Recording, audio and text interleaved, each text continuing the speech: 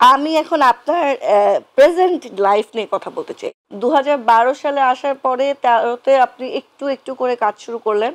আমার যতদূর ধারণা ১৫-১৬ র দিকে আপনার কাজে ৬ লাভ হয়ে গেল ইন্ডাস্ট্রি। এই যে এত কাজ আসলো, তখন আপনার কি অস্থির লাগা শুরু হয়েছিল যে আমি তো এত কাজ করতে চাই না? না, you enjoy it? I enjoy and I still enjoy.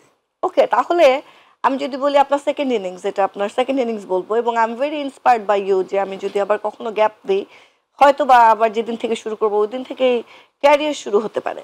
So এই সেকেন্ড ইনিংসে আপনার সবচেয়ে প্রিয় ডিরেক্টরকে?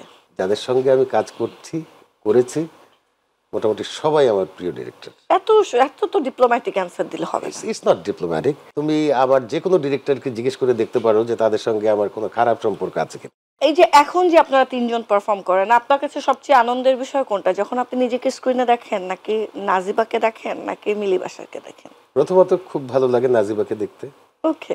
দ্বিতীয়ত মিলি বাসারকে দেখতে, শেষে আপনি নিজেকে, শেষে এটা কিন্তু আমি আপনার খুব একটা দেখি না। না, আমার আপনার কারণ সাথে হচ্ছে এটা যে মিল আছে। আমি তোমাকে বলি যে আমার কাজ দেখতে আমার ভালো লাগে না, কেন?